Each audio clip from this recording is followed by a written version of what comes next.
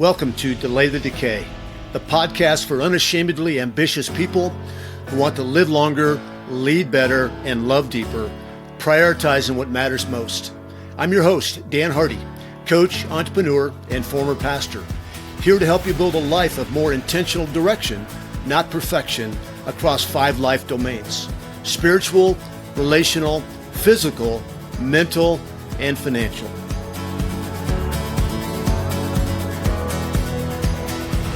Today, once again, I'm joined by Lantz Howard, a strategist, coach, and marriage therapist for high-performing leaders. He serves CEOs and business owners, helping align relationships, well-being, and performance. Lantz hosts the Wholehearted Leader podcast and is writing a book to help men build a passionate marriage and a thriving business without losing their soul. When he's not coaching, he's training for a Spartan race or adventuring with his wife, Jessica, and their 4 girls in Denison, Texas. Lantz, thanks again, my friend, for being on the Delay the Decay podcast. My pleasure, man. Dan, I look forward to where we're going to go today. This is going to be fun. And I'll tell the audience this right up front. This is going to be a different podcast. I'm 21 episodes into this adventure. I had committed to the Lord and others that I would do 52 weeks before I make a decision if to continue this or not. So 21 weeks in. Over the holidays, I got behind on inviting guests. And this is going to drop on a Monday, just so you know. Today's a Friday morning. And on Wednesday this week, I didn't have a guest. So I thought, who can I get as a guest? And I thought, I'm not going to ask anybody last minute. The only person I'm comfortable asking is myself. So I said, maybe I can be the guest. And who would be a good question asker to really get to the heart of who Dan Harty is, for better or for worse? And Lantz Howard was the first one to come to mind. And he was my first call. And he said yes. So if you could just hear the audience right now, Lantz, like clapping and appreciating you for doing this, and also wondering, like, what in the heck, where's this going? So I'm excited to see what God has for us. And I'm going to just hand over the host mic to you, and with all the vulnerability I can muster up, and say, take it away, my friend. Absolutely. Dan, I'm honored to really create a space for you to share your story. That's the goal and desire today. And as people listen, may you be served in a way that Daniel's story connects to your story, but ultimately the story that we're all pursuing together, for eternity. But as you were sharing about like the reality of like this commitment that you made, like I want everybody, like if you don't even walk away with anything, just hear that being a man of your commitments is huge. Like that's a signal of integrity. That's a signal of trust, first to yourself. And I find if you can be a man of your commitments first to yourself, that builds trustworthiness in all the relationships around you. So I just want to honor you for being a man of your own commitments and making it happen no matter what, and the integrity that it takes to do that. So thank you. Let's dive into your story. And we're going to see where this wild goose chase goes. And I'm just going to ask you a really simple question and not assume anything, because I know naturally when we start a podcast and a project, it's friends and family that hopefully support it, but then other people start to lean in as well. Your story is diverse, anything from business to banking to pastoralship to CrossFit, and just a passion for life and marriage. So I'm just going to ask a super simple question. What is your story? Yeah, what is my story? My story is one of rescue. It's one of transformation. It's one of brokenness and achievement and the grace of God pursuing me over and over again. It's a story of God's faithfulness. It's a story of other people, namely my wife, staying with me and walking with me. It's a story of God's grace in our parenting, and it continues in our adult kids and our 10 grandkids. It's a story of that continues, that God's not done with me. He's continuing to write it. And there is so much more that I believe that he has put in me, that he wants to do in and through me for his glory and for the good and transformation of others. You're leaning into almost 70. And if you wouldn't have told me that otherwise, I don't want to say 70, right? Rounding numbers up. But you're a man that's living all out with clearly this desire for discipline, impact, and intentionality. Go back to your mom and your dad. What memory or story surfaces about their influence and impact on like just how you see the world, and just how you've even honored them, and even just the messy parts of like making sense of part of our stories with our mother and our father? Yeah. So my parents are still living. My dad's 91. My mom is 90. They just had their 69th wedding anniversary. I'm the oldest of seven. They had me. I was born 9 months, one day after they got married. They went on to have 7 kids in 10 years. My youngest sister is 10 years younger than me. My mom had several miscarriages in those 10 years. So she was pregnant a lot. And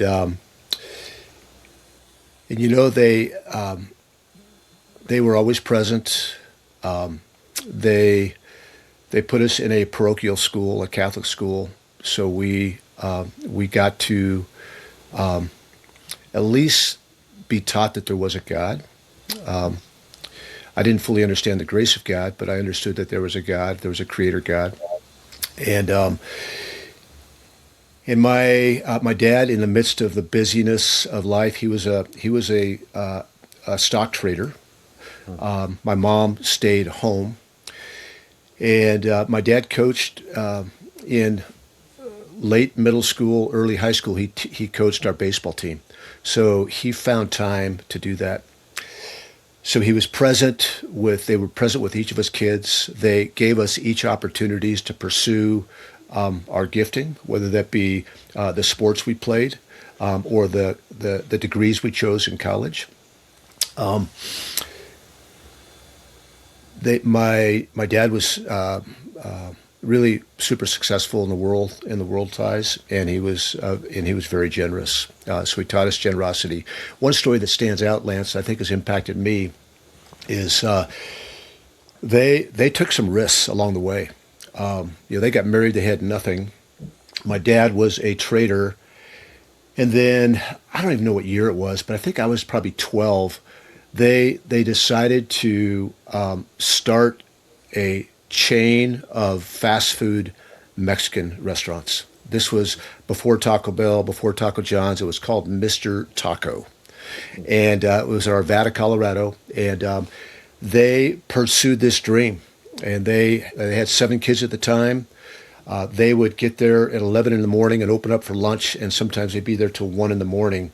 And they had a trailer in the back that us kids, we would sleep in, and then we would go back home. They shut that down. It was just too much, which is a bummer, because I could have been like Mr. Taco Jr. We could have like 10,000 of those around the world, but they shut that down because it wasn't working for the family. And then a few years later, they made a decision to move our family to San Diego from Colorado. And it didn't work out, and so they pivoted, and they came back to Colorado 6 months later. So a couple things that I learned is being present, seeing your kids as individuals with individual gifting, taking risks, having the courage to pivot when those risks don't work out, and then continuing and persevering on the path that God had called them to. That's incredible. And it's such a treasure to have such a legacy, and an umbrella that you stand under, of a marriage of 69 years. Yeah. Praise God for their testimony So as grateful. well. When you say generosity, it sounded like there was several memories that were popping up there kind of as your mind was rolling. What else impacted you about your dad's generosity? Yeah, I'd say it's probably both my parents. They, 7 kids, they paid for each of our college education, and they bought each of us a car at our high school graduation. Now, here's what's unique about this, at least from my vantage point, especially after 20 years as a financial consultant, is that's a slippery slope. Is providing for your kids in that way can oftentimes lead to dependency or being lazy. And it didn't work out. It didn't work out for any of us. All 7 of us are really high achieving people in our own right. And so they were generous financially, and they were generous with their time. And yeah, I would say those 2 things. When you think about your dad and the fact that he was a stock trader, and then a lot of your life was spent in the financial consulting realm, clearly he had nothing and built into something, right? Mhm. Yeah. And displayed this just generosity of like, man, I want my kids to do better. What other lessons did you learn as it pertains to wealth, as it pertains to flourishing, as it pertains to just kind of how God, He gives and He takes away? But what were those lessons that you learned from your dad that you're grateful for? And then possibly a lesson that you learned that you actually let go of because you saw how maybe it was mishandled. My parents weren't big spenders. They weren't big spenders. They by the time we were all graduated from college and married, I think they lived in 3 houses, over 40 some years. And so they always lived within their means, always lived within their means. Wouldn't buy things on credit cards. It was in the day of layaways, if you know anything about layaways, right? Right. And they talk about that a lot. Like if we wanted something, they would say, we just spent 6 hours with them on Sunday, and we talked about this. When they wanted something, they either save for it, or they would put it on layaway. And for anybody in the audience that doesn't know what layaway is that you go into a store, you pick out a refrigerator, they put that refrigerator aside for you, and then you make payments to Sears, Montgomery Wards, and after it's paid for, then you bring it home. And so they taught that to us. And they didn't have debt, but that's a lesson that I walked away from. I, out of the gates, became pretty successful with major brokerage firms, bought a couple of businesses, and did it with leverage. I borrowed. Dave Ramsey has a quote that he describes himself this way. He said, "I used to think that I could out earn my stupidity." And that was my case, where I was making a lot of money and making stupid decisions. Didn't feel like they were stupid because there was enough money to cover any mistakes.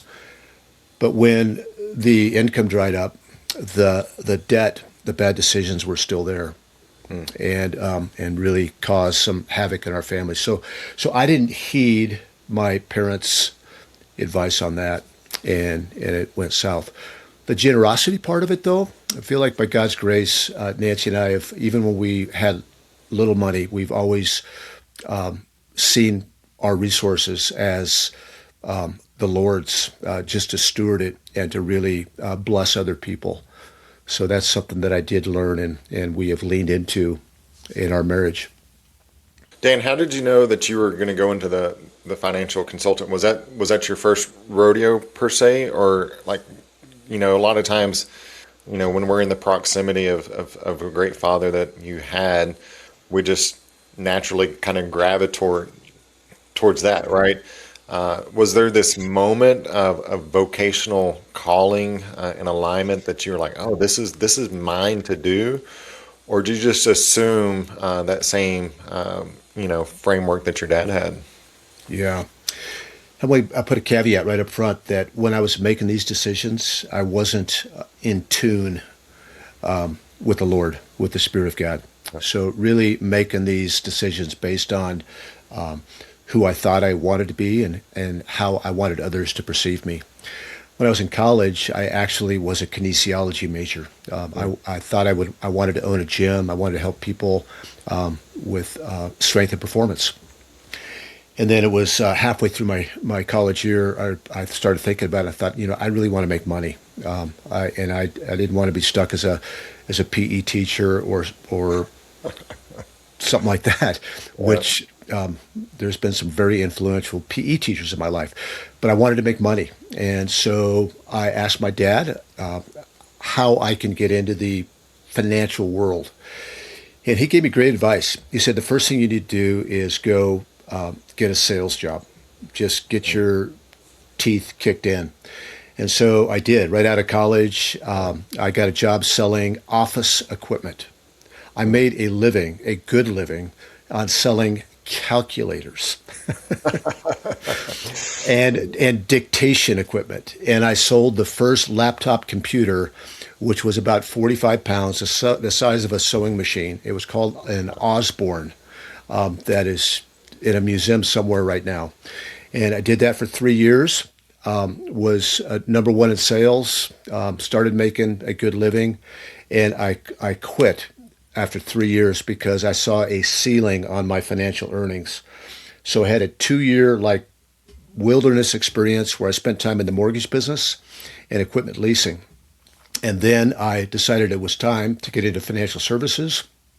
I interviewed with Merrill Lynch at a company called Payne Weber, which is now Morgan Stanley.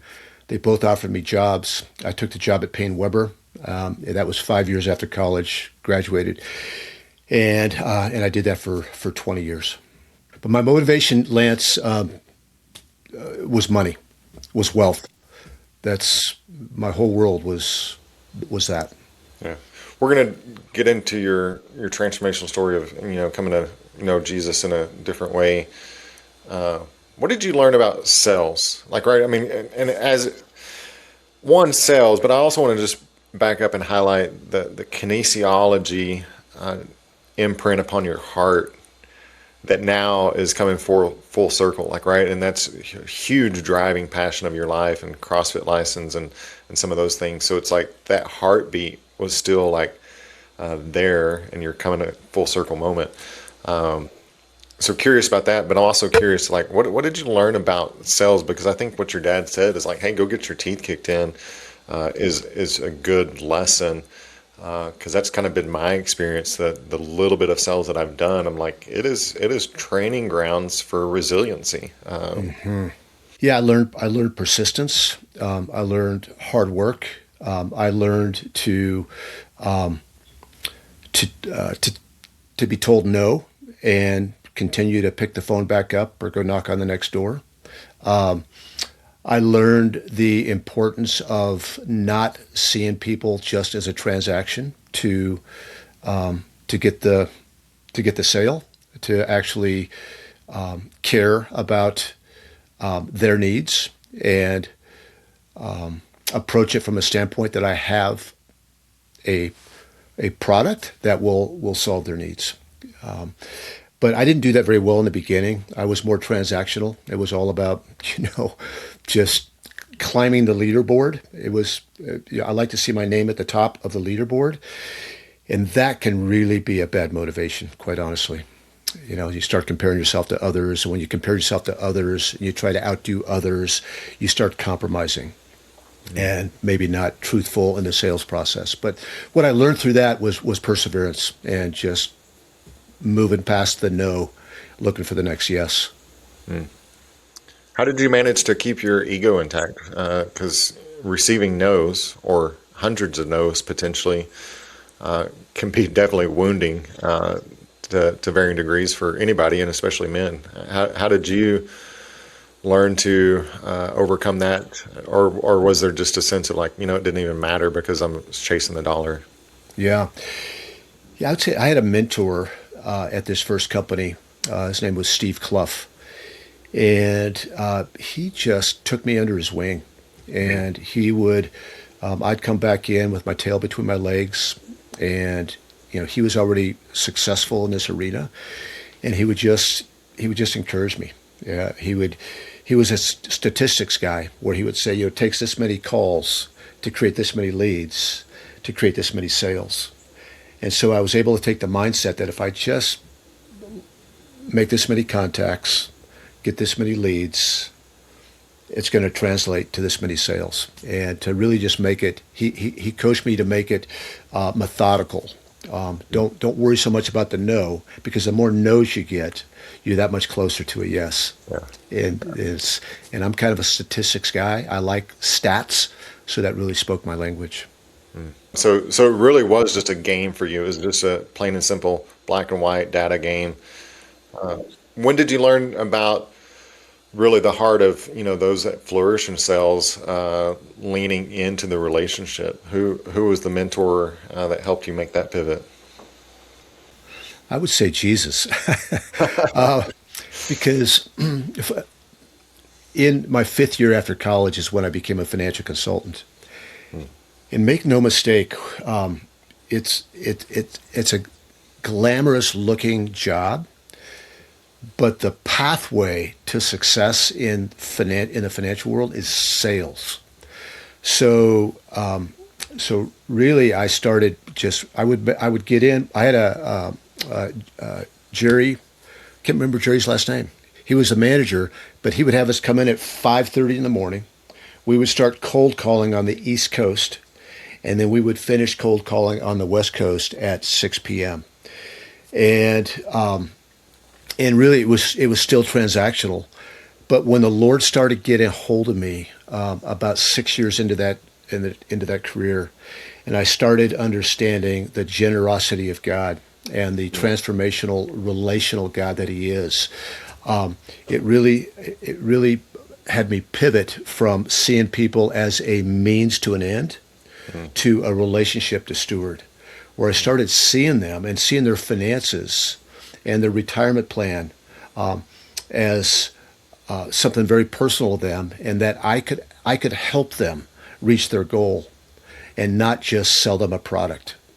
And it's actually, not to fast forward too quick, it's actually the reason I left financial services after 20 years, is that I just felt like I couldn't drink the corporate Kool-Aid anymore, that they were just telling me to sell more and sell more. And I couldn't, if I thought the stock market was going south, I couldn't take their money out of the funds and managed money and still make a living. So I was paid to take them down a certain path that may not have been the best path. And when I left Lantz, it was, I was at the top of my game. It was 2005. And my accountant said I was absolutely a fool for doing it. But the Lord had got a hold of my heart, and I couldn't continue down a path anymore for money alone. Right. I'm happy to make money. I think money is a gift from the Lord, particularly if we're generous with it. But I didn't want to. I wanted to do what was best for people, and it was God getting a hold of my life that really helped me see that. Otherwise, I would have really gone in a rabbit hole. So as it relates to your story, we definitely kind of fast forward. Go back to when you first locked eyes on Nancy. What did you feel in that moment? Was it love at first sight? What's the love story? And maybe we need to invite Nancy into the podcast now and have her tell the story. Share the story with us. Yeah, I think we'd be pretty well aligned. Other than I think I saw her first; she didn't see me first. But we're in college at UNC, University of Northern Colorado. Some people call it UNC, the University of No Credit, because it's really a lower academic school. It's primarily for teachers and nurses. Not that either one of those are low academic, but and I played rugby. I played rugby in college. I walked onto the baseball team. That was my love, and I didn't make it.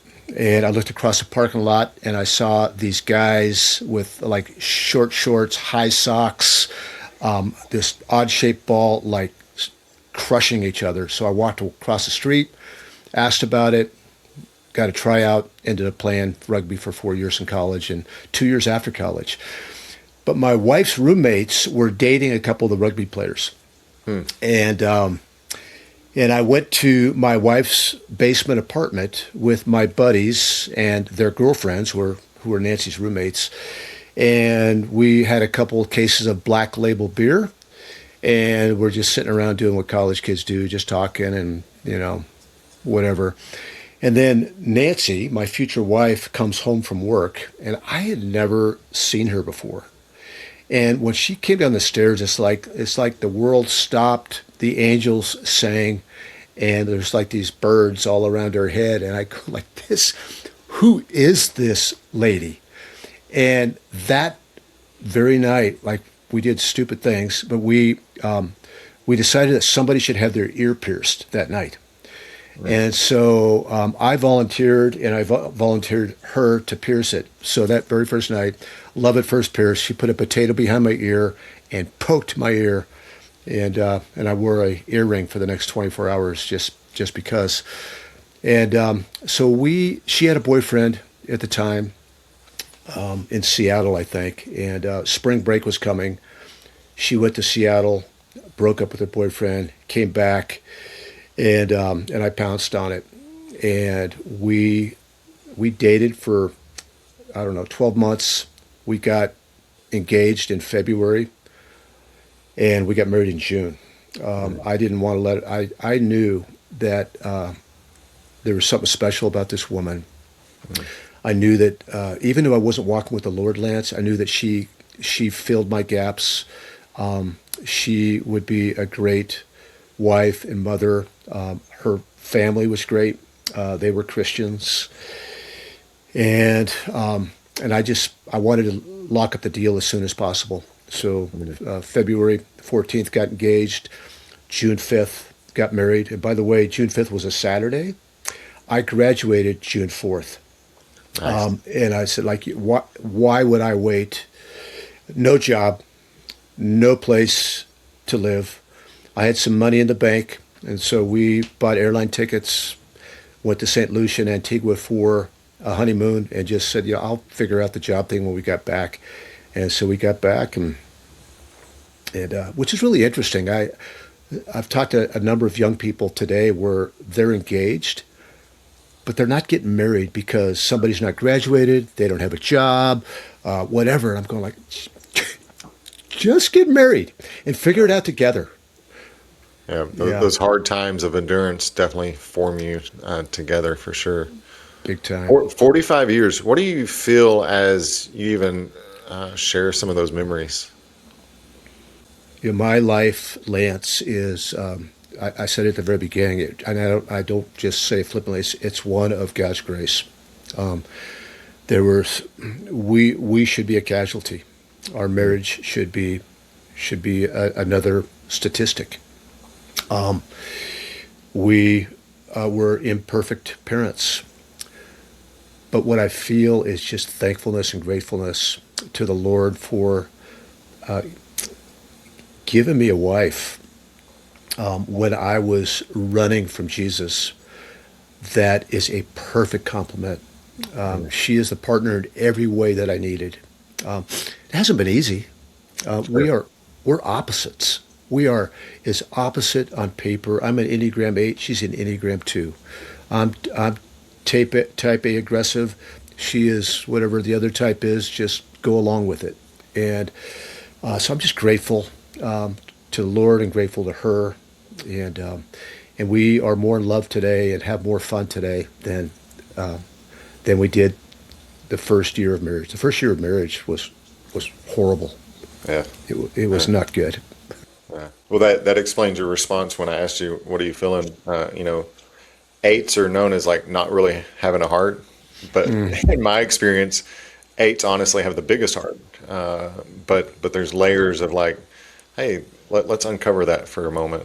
So thanks for sharing some of that. Share more about your faith journey. It sounds like you grew up in a Catholic tradition. Kind of possibly some understanding of who Jesus was, but clearly Nancy sounds like possibly she was more in line with her identity, being secure in Jesus. So what was that transformation, and how did that begin to unfold? Yeah, when I was in high school, I grew up Catholic. When I was in high school, a man befriended me. His name was Chuck Cook, and he was on staff with an organization called Young Life. And so he just took interest in me, and a bunch of other people would have breakfast with us, just got to know us. Um, never felt like a project. And he just shared the love of Christ and the gospel with us. And when I was 15, went on a summer camp to a Young Life camp in Canada, Malibu, Canada, and really understood for the first time the grace of God, that there's no performance, that God meets us right where we're at. And so I prayed a prayer and asked God into my life, and for the rest of my high school years, I initially I led some Bible studies. I was a regular attender at Young Life. Still didn't really know anything about a local church. Young Life was kind of my church. But then I started to live right out of the gate, started to live a double life where smoking pot on the weekends, leading Bible studies during the week, just really not knowing how to walk with Jesus. Went away to college, got further away from Jesus. Still believed. I believed in God. I believed that Jesus said who he said he was, but wasn't following him. And if Nancy was on here, she would tell you this story, that when we were dating, and I came to her door one day and knocked, and she said that I don't remember this. This is what she told me. She said, "There's somebody I want you to know that is important to me." And I told her that Jesus was important to me, because she wasn't walking with the Lord either. Mm. Fast forward a couple years later, we're married. We knew that we wanted God a part of our marriage, but we didn't know what that was like. And married, we both hit the ground running. Me selling and then financial services. She was a director of a large daycare center. We were living parallel lives at best. And I love this part of our story because the hound of heaven is never done. Mm. If you profess to know Christ and you have walked away, or you are living in the world, living according to your own ways, he's not going to let you stay there. And the hound of heaven started pursuing us in the midst of our waywardness.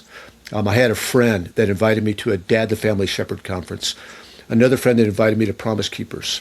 I had a client that invited me to Foothills Bible Church. We had other friends that invited us to a Bible study. Another lady, this is all happening in a matter of 6 months. And so the Lord started getting a hold of us. But we were so entrapped by the world with the people that we were hanging out with. We were hanging out with professional athletes, fundraisers for politicians, the Opera Colorado. We're ingrained in this elite world. And yet the Lord is pursuing us. So there's only one thing that I knew to do, and that's to escape. So we were in Denver at the time. This is when this is all happening. And we moved. I asked Nancy, I said, we need to move. And we moved 60 miles north to Fort Collins. Mm. The Apostle Paul says that there's no temptation that is common to man, but there is a way of escape. I just butchered that verse, but that's that we all have these temptations, and there's a way out. Mm-hmm. And sometimes the way out is to move or to end a relationship. And so we moved to northern Colorado. We had not experienced a local church until that time. I knew we needed to be in a church. So I did the only thing I knew what to do. I started calling parachurch leaders in Fort Collins. I called the head of Navigators, Campus Crusade for Christ, Fellowship of Christian Athletes, Young Life, and all four of them were going to the same church. Oh, They were wow. going to a church in Fort Collins called Mountain View Community Church. They were meeting at Weber Junior High School. Remember, I'm Catholic, stained glass windows, pews. Nancy grew up Methodist, stained glass in pews. We walk into this middle school. It was actually junior high school at the time. And there's a 6'4" guy with a comb over and an attitude that was speaking right to us. And the Lord started convicting us of our sin, reminding us of His love. My wife would say that the Lord met her, and she believed that she wasn't saved because her mom was dying at the time, and her mom, Carolyn Senebeck, bless her heart, would ask Nancy in the hospital to read her the book of Romans. And as Nancy was reading the book of Romans to her mom, she realized that all have sinned and fall short of the glory of God. That Nancy has always been a good person. Everybody likes Nancy. Her sin wasn't outward; it was inward, and the Lord saved her in that by reading Romans, and she got baptized. I got baptized. I'd never been baptized before. I don't know if I was saved at age 15. I do know that I wasn't following Jesus, and I'm not sure how that works in God's economy. But that's our journey. It's God in His kindness, His grace and His mercy pursued us when we were running and walking in the other direction. Well, and even the deep awareness that if something was going to change, right, there was huge risk involved, similar to your parents' story, right? Choosing to move and try something, but even more so, the Spirit made you aware, like, hey, we need to move, and as Scripture would say, you're cutting off a dead branch, and you don't even know what fruit or what success looks like on the other side. But you felt this emptiness about you. So I just love how God orchestrates, His divine love over our life in that way. Where was your family falling into line? When I say family, I'm talking about kids and where are they happening in this storyline that you're sharing right now? Yeah, when we moved up to Fort Collins from Denver, Natalie was 6, Mitch was 4, and Joey was under a year.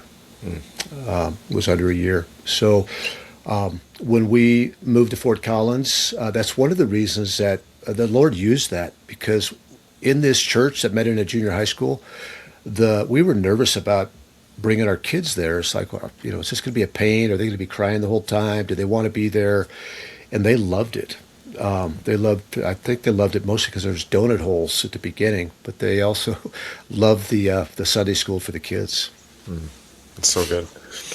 So when did you notice God got a hold of your heart? Because it sounded like you were still driving pretty hard after the money, chasing, various things that we would refer to as flesh. And then your life and your heart is transforming. As Ezekiel says, He's going to give you from this heart of stone to heart of flesh. When did you know your behaviors were actually beginning to fall in alignment with some of the new transformation? That's a great question. After we moved to Fort Collins, and that's 15 years into our marriage, by the way. And as the Lord started getting a hold of me, He started convicting me in a very loving way of the life that I've been living, of deceit, of lies, of hiddenness, and that nobody really knew me, including my wife. And so the first order was for me to just confess to Nancy just the life that I've been living, and to be open and honest about that. And that was risky. That was risky because I had no idea how she would respond to that. And so really just started wanting to, desiring to, being compelled by the love of God to follow Him, imperfectly. So Psalms 86:11, talks about having an undivided heart, before the Lord, and you've kind of mentioned this division of who you were, two different people. And as you're sharing the truth with Nancy, just the beautiful thing about confession is that we've made it really this larger than life thing of like, well, here's the truth of where I'm out of alignment with God and how He sees me versus who I actually am. But as you're sharing that with Nancy, and clearly you are looking back now, what's your encouragement to other marriages about this desire just to pursue one another, to stay steadfast even in the midst of very, very difficult seasons? Yeah, my advice would be, it's scary to be known. Mm. It's it's scary to be known because we're all in process. We all carry brokenness. We carry different levels of shame. We want people to think at times that we are who we're really not. But I would say this, Lance, that when I take the risk of letting others, my wife in particular, know me, there's so much more intimacy. There's so much more connection and joy and unity.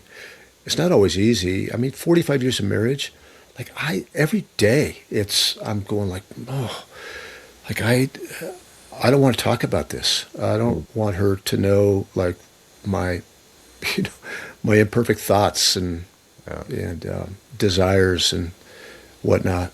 But it's better. It's best to, and the pathway there is our identity being rooted in Christ and really knowing that God loves me and He knows me and He accepts me. He loves me and accepts me the same on my best day as He does on my worst day. And if I can be anchored in that, it helps me be more vulnerable with Nancy and others. And if you know anything about Enneagram 8s, and it sounds like you do, we're the least vulnerable, quite frankly, because we're protectors. We're protectors of other people. That's the superpower. But we're also protectors of ourselves. And when you operate on protecting yourself, you're not going to be vulnerable. So it's something it's in my journal about every day that I want to continue to grow in that until the day Jesus returns or takes me home. Yeah. That's something I experienced one in my own life and marriage, but also as the men I serve. Just to double down on what you said is that so many guys are hungering for a more peaceful and passionate marriage. And unfortunately, the world is selling a quick fix to that solution, right? But what you said of the risk of being known will fuel your intimacy, right? The risk is worth it if you really want to have this dynamic pursuit and this amazing, radiant bride and this passionate marriage. But it comes at a cost. It comes at being known and safe and secure. First in your identity with Jesus, and then second that Lord willing, that there's other people that want to be connected to you after you are known in that. So, Yeah. Thank God for Nancy. Are there any tips that you have for me and others that are in process on how to step into that vulnerable place? When you don't feel like it, or Man, I'm in process too. The question that I'm coming back to, and it really goes back to the truth question and the confession that you were talking about, is just letting people know what you're afraid of. And like, right, that there's layers behind that every single day for those that are willing to be honest and authentic of like, hey, what are you afraid of?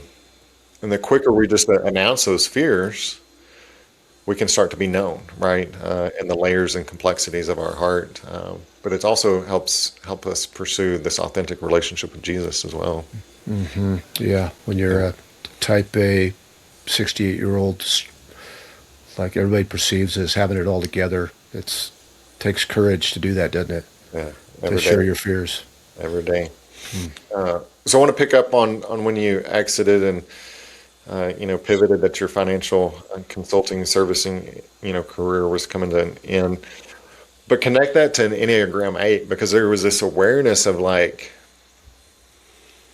I'm not serving these people with the deepest integrity that I know and what's best for them.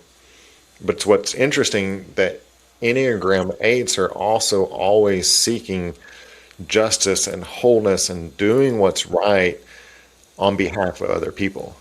So it's just interesting that you made that pivot out of that career once you knew that you were out of alignment with serving what was best in their interest as well. Yeah.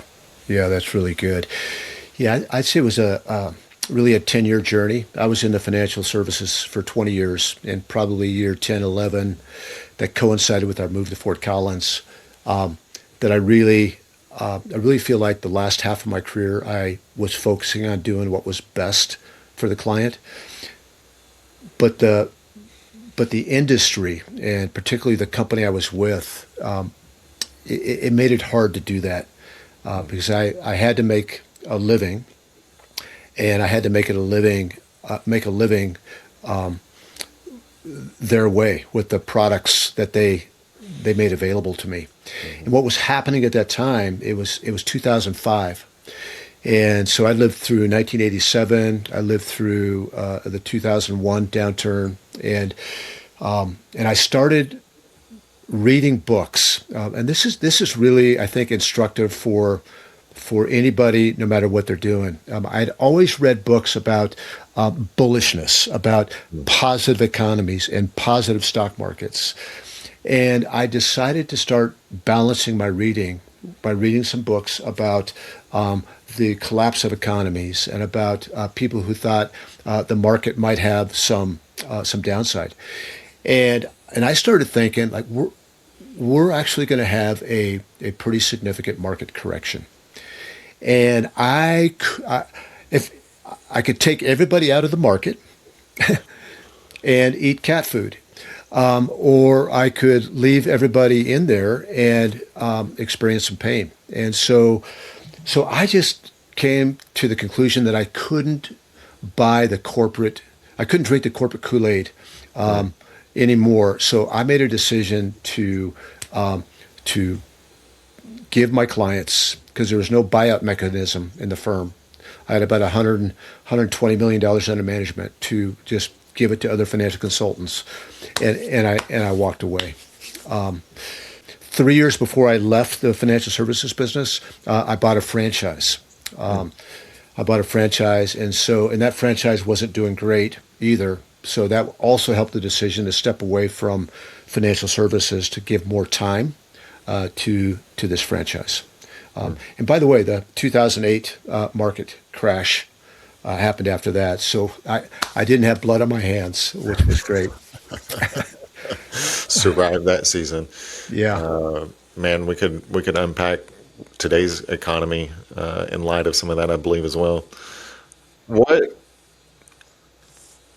about being a pastor? Because during that season that you just talked about, that window, there's a transitional season of entering vocational pastoral work. How did that call come about? Yeah, so I left financial services in 2005. We had this franchise that we had bought in, I think, 2002-ish. I had a partner in that, and it was dependent upon wealthy people spending a fair. It was a garage organization system. It was a system where you would come in and organize their garage, paint their floors, that type of thing. Average sale was about $15,000, and the economy was slowing down, even going up until 2008, where we had the real estate crisis, and people were spending less and less money on things like garages.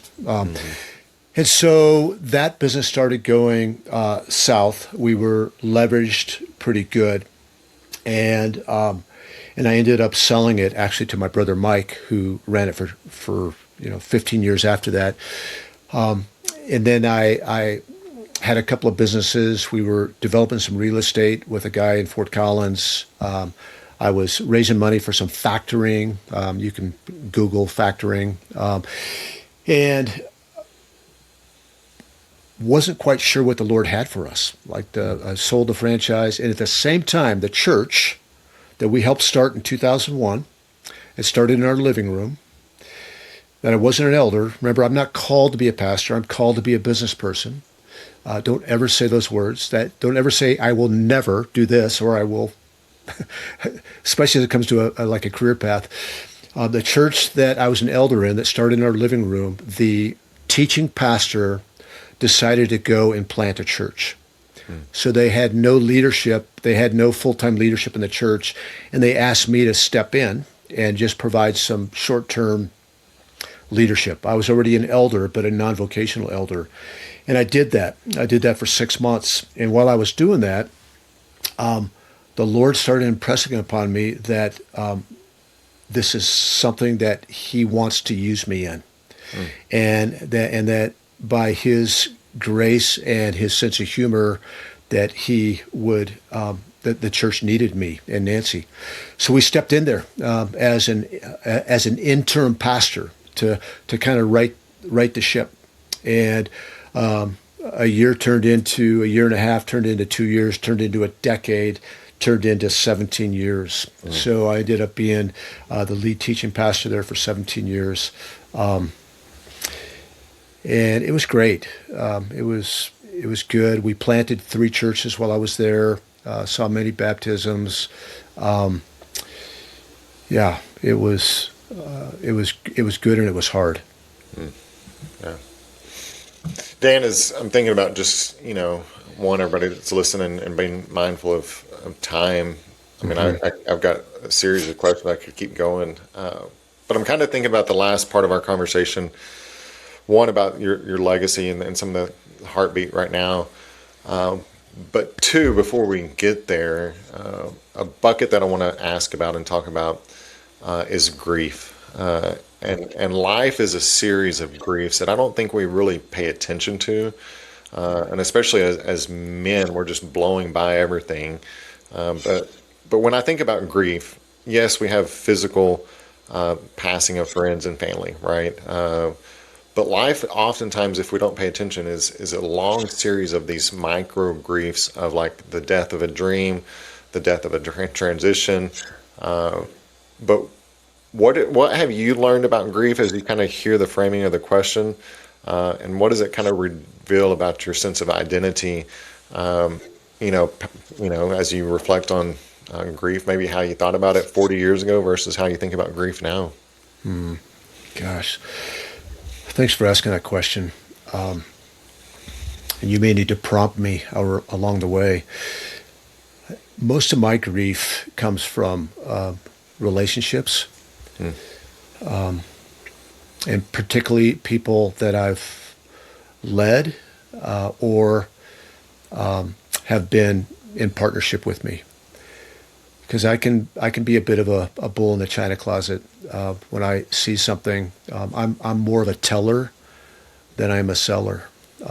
Even as a coach, it's something that I'm working on. Is I can see the problem, I can size it up, and say we're going this way, rather than being curious, rather than asking questions, rather than building consensus. Even though I can build a consensus, oftentimes I'm building consensus towards my way.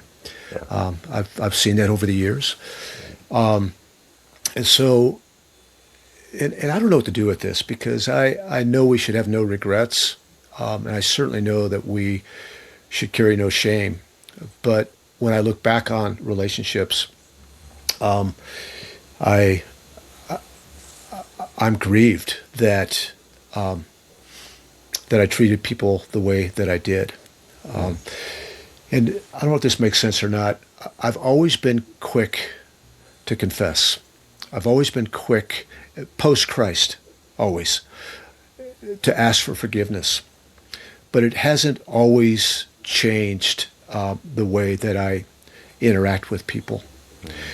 And so that's something I grieve. I grieve broken relationships. In this last church experience where I was there for 17 years as the lead pastor, I've got grief and sadness with the relationships of the guys that I partnered with and led at some level for many years. I sacrificed a lot over 17 years. And you talked about dreams. I followed God's call. I feel like it was God's clear call. I would have never chose it, but I left a lot of dreams on the table. And was in the early years underpaid. I had kind of a martyr syndrome because I wanted to do what God wanted me to do, and I had a lot of dreams for building businesses, creating generational wealth, being generous out of the generational wealth, and felt like I put them all aside. I haven't processed all this, by the way. Maybe we can have an offline conversation. Well, let me just echo something back and see if you can just pull a little bit more on the relationship component of, the grief of when you're serving in the local church. And it sounds like some of those relationships aren't what you desire them to be in this season. Because for myself, everybody listening, I mean, I served as a local pastor, 3 different churches, almost 2 decades. And there's lots of griefs with that, right? And there's a lot of nuances we could talk about. The wrong view that pastors have and I had. But when I look on some of the relationships that you're talking about, there's always a sense of sadness or like I thought there was more. And that's what I reflect back on the griefs and possibly what you're talking about is like, I thought our relationship was deeper, after serving you and loving you and, being with you in community. But it seemed like as soon as I transitioned out of this role, like the relationship changed. So how would you, now that you are kind of unpacking it a little bit, like how do you process those relationships and how they possibly have shifted or what you wanted them to be and possibly even how you think about building relationships now? Yeah. Yeah, it makes me reflective. Like, and this is the place I always go first, is there anything that you're calling me to do? Even though I'm not being reached out to, do you want me to take the high road here? Is there anything that I might have done that is not already confessed that is causing them possibly to have a hard or closed heart towards me? So I always, and there's good and bad in that I recognize, but I always go to like what did I do, or what could I have done, or what should I do today? And there's seasons in relationships. There's seasons in relationships. I know that we live in a pretty transient culture here in Northern Colorado. People come and go in churches, and it was pretty easy for me to actually let people go that were part of the church, not take it personally. Mm-hmm. But I found with leaders that I invested in or I served alongside, it's to know, and I know this about some of them, to know that they have things against me that they're not pursuing me on. It just hurts. It just hurts. I've moved past it. Maybe not fully emotionally, but God always backfills with relationships, and I want to be a man of integrity that if I've wronged somebody and the Lord brings it to mind, I want to make that right. I'm not always sure what to do with hurts, though. People in my past that have hurt me, I'm not sure. Like, I just feel like if they're Christians and they get God's Spirit, I should just let the Lord deal with them rather than me approaching them. Yeah. Isn't it crazy just the leadership wounds that we don't talk about? And then we're like, oh man, that's really a thing there that I'm not sure what's going on. And then for me, what I've learned and just try to pay attention to is that there's a difference of the ministry of reconciliation and God's Spirit working in and through somebody else. But then my stewardship, oftentimes what I've noticed, just the sin of unforgiveness, and bringing myself and bringing that person and the wounds that they've caused against me, before the blood of Jesus, and just, releasing that over and over again. Thanks for, sharing that. Definitely feel like there's a lot more that we could unravel for sure.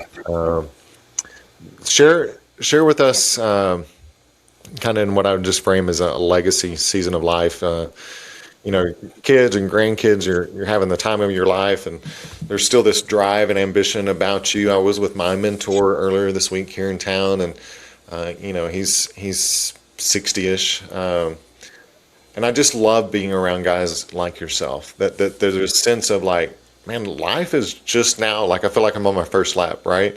And there's just this energy and vitality about you. Will you share what God's downloading upon your life, and why you have still this sense of drive about you when other people are like, just retire and take it easy? Yeah. When I look back over my life, that I've described a few times, where I see God's grace, I see His mercy, I see, this wall behind me is the wall of fame and shame. It's highs and lows in my life, and there's so much that I've learned about the kindness and the grace of God, and there's so much that I've learned about my own flesh and God's Spirit working in me, that I want to pass it on. I mean, why would I just take my ball and head to the beach and collect seashells? We are going to the beach next week. We got different rhythms in our life, but I so believe that the Lord has given us experience, pain, trials, mountaintop experiences, valleys, to share with others, to help others maybe avoid the same mistakes, or maybe pursue the same purpose, or to help others find purpose. And I'm unencumbered. We have, all three of our kids are married, and by God's grace, doing well. Got 10 grandkids, but they're being parented by their parents. We don't have to parent them. And we're just free. We're free and unencumbered. I don't have a church that I'm responsible for. Where I'm just free to follow the Lord's path, and to lean into my gifting, and just go for it at every level. It's so much fun.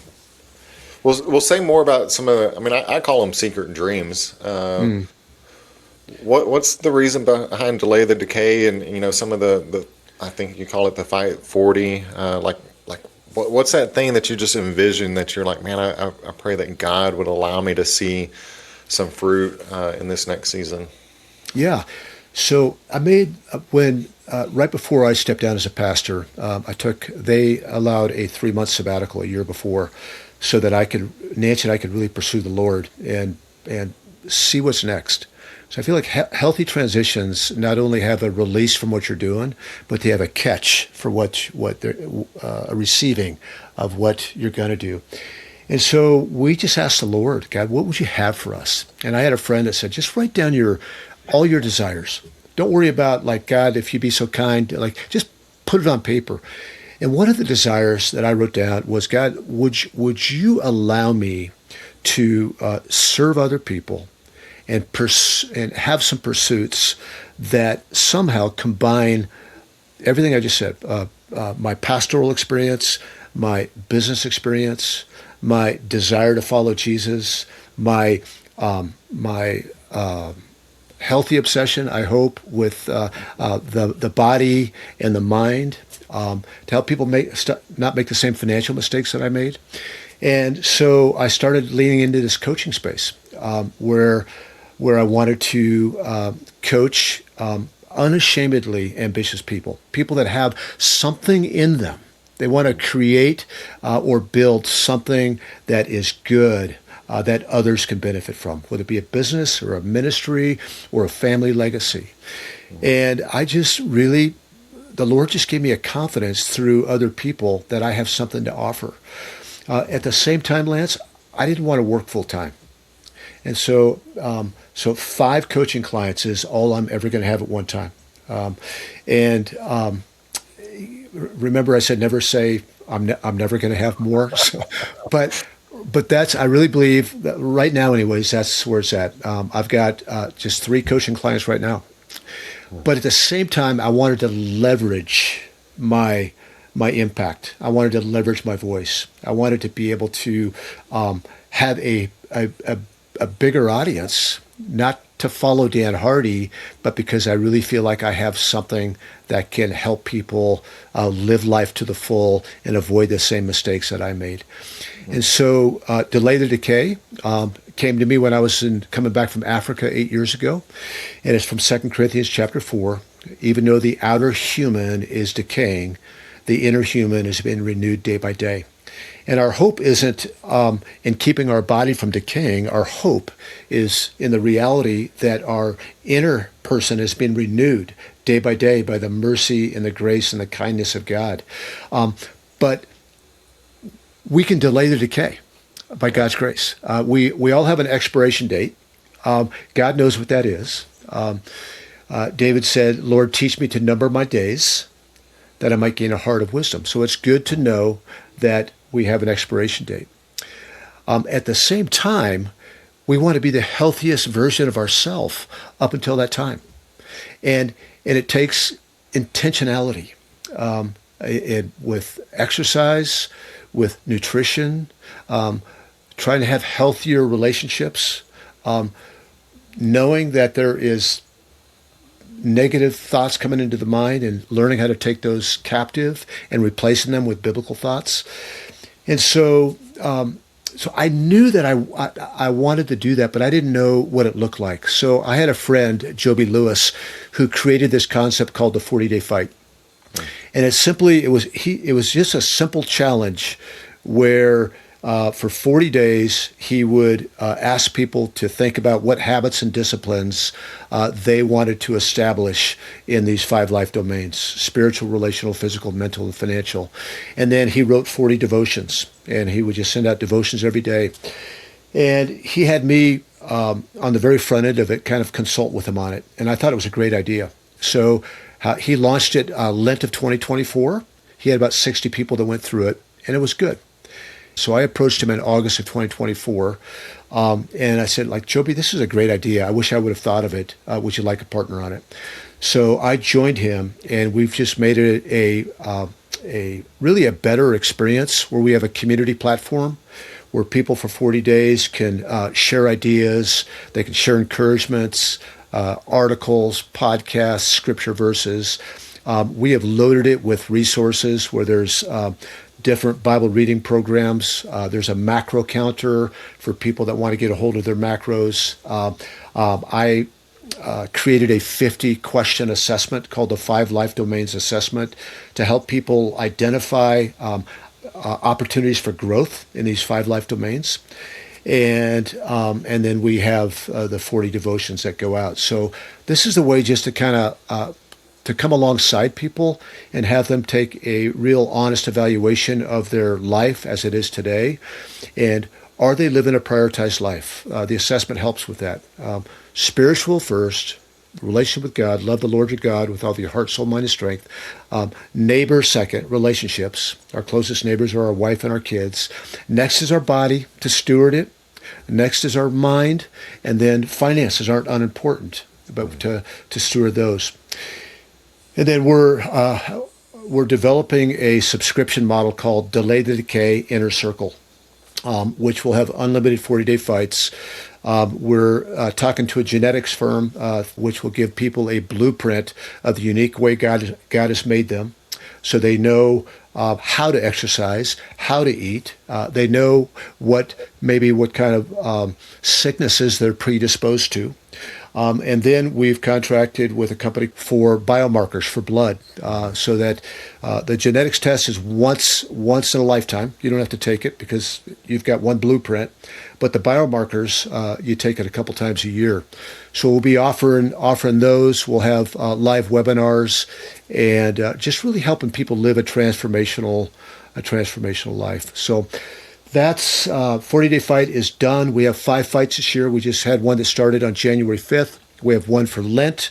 We have one for the beginning of summer, one for the beginning of fall, and one for Advent. The Inner Circle subscription model, probably going to launch that sometime in the summer. We have a lot of work to do on that. I love it. The thing that's coming to mind is training for eternity. Just the sense of pulling together our whole conversation and just some of the components that you just mentioned.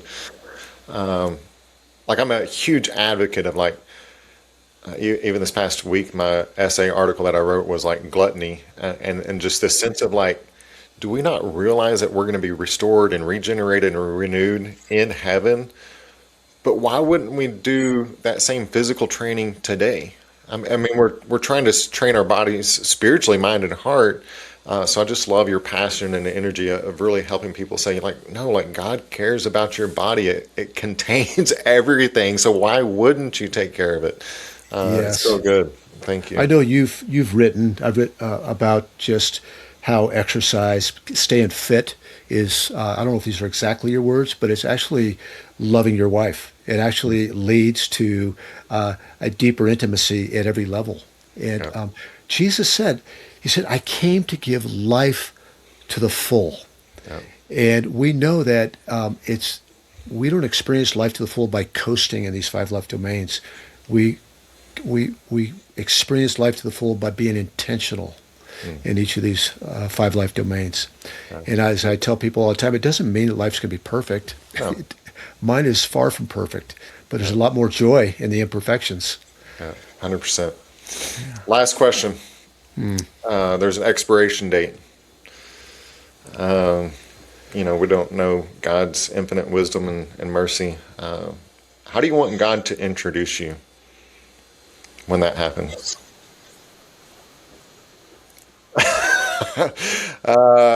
When I was thinking about the question, I was like, man, I could ask it so many different ways. Let's do this. How would you want God to introduce you at your 50th anniversary, just 5 years from now, when you and I'm sure family will celebrate, you and Nancy? How would you want God to introduce you in that season? I think I picture God with a big smile, and I picture him with his arm around my shoulder as we're standing in front of this group of people. And I see him kind of shaking his head, saying that I made this man fearfully and wonderfully.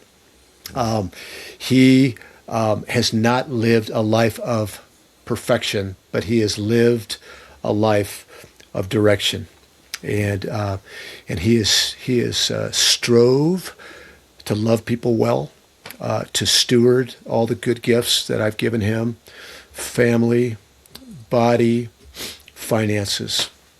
And I'm so pleased to announce that he is my beloved son. And I am happy to welcome him into my forever kingdom, not because of what he did, but because of what I did. So good. So good. What do you feel as you even share that? Man, that's so powerful. I feel a deep sense of gratitude that I didn't get what I deserve. I got what I just received. Grace upon grace, grace upon grace. It continues. Grace upon grace. He keeps pouring it out. I just feel thankful. I feel like the most fortunate guy on the planet to be known by the King of the universe, to be loved by him, to have a wife that still laughs at me. She still wants me in every capacity. Kids that I'm right with, grandkids that I love and want to pour into. I'm just grateful, Lance. So grateful. Yeah. And there's more. I can't wait to see what God has tomorrow and next week and next month. Well, Daniel, thank you for the invitation to host and steward a little bit of your story. And thank you for honoring me to be encouraged. I truly believe iron sharpens iron, and there's so much life that I've gained from this and wisdom as well. But this is your show. So how would you like to close out and share with your listeners? Yeah. First of all, thank you, Lance. You are you're a gift from the Lord. I'm so glad you reached out to me when you did a couple months back. You are gifted in curiosity. You're gifted in empathy. You're gifted at asking the right questions and carrying conversations on. So thank you, and I bless your ministry and your life. I think the way I'd like to close out is that, I don't even know if there's anybody that is hanging with us at this point in the podcast. But if you are, Lord bless you, and go get a job, because you probably shouldn't be spending this much time on here. But I say it every episode, and that this journey is about direction, not perfection. And when we get hung up on perfection, whether it be perfectly loving our wives, perfectly seeking forgiveness, reconciliation, perfection in business, we're paralyzed. Just take the next step that God's calling you to take, and leave all the outcomes up to Him. So, and live a life of thankfulness. In spite of whatever trials you're experiencing today, there is so much to be thankful for. So until next time, Lord bless you in this season. Thanks for listening to Delay the Decay. If today's conversation resonated with you, follow, subscribe, and share it with someone else on the journey. Until next time, keep prioritizing what matters most. And remember, it's about direction, not perfection.